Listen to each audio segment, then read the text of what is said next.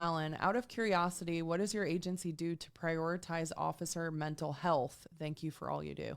So we actually, I think, Rebecca Alton, I'm sorry. So I think we have one of the most forward-leaning mental health programs in the nation.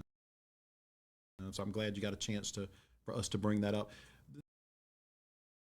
I require mandatory mental health counseling for all safety-sensitive personnel. They have to go. To my knowledge, I'm the only agency in the country that does that. We do that every couple of years. That's the mandatory, right? We treat it just like we do our physicals or physical fitness tests.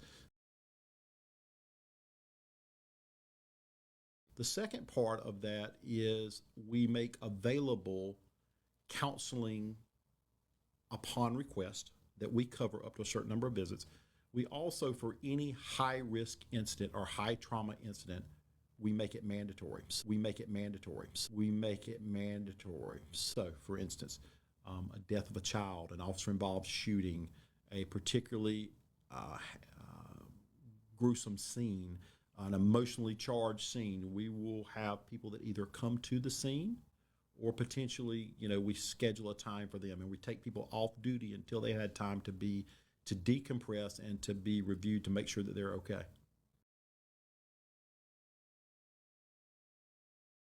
How's it going, Sheriff Mike? So this part of your live yesterday hit home with me. Whenever I was downrange on my last tour, we unfortunately had a KIA and some wounded in action, and our leadership did pretty much what you were talking about. They were quick to get us mental health help, and so I was like, well, that's good that our deputies are getting that.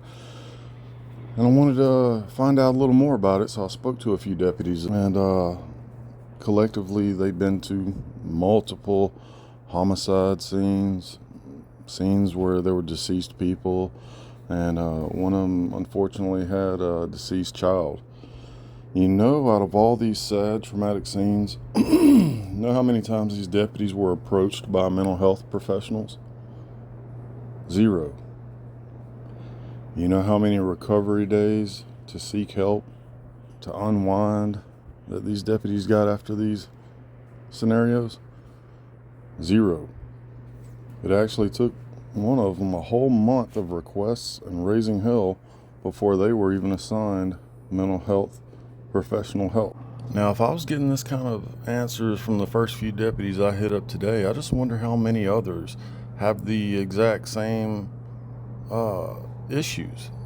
What you're saying is happening is not happening. Now, I know this video is going to piss some people off.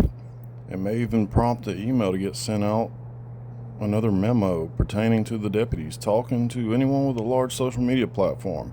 But no, nobody told me to make this video. I did it on my own.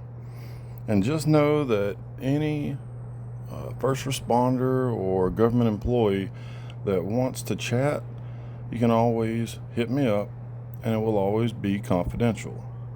Now, Sheriff Mike, I understand wanting to sound good, especially during an election year, but if you're putting stuff out, make sure your organization is actually following through and doing it.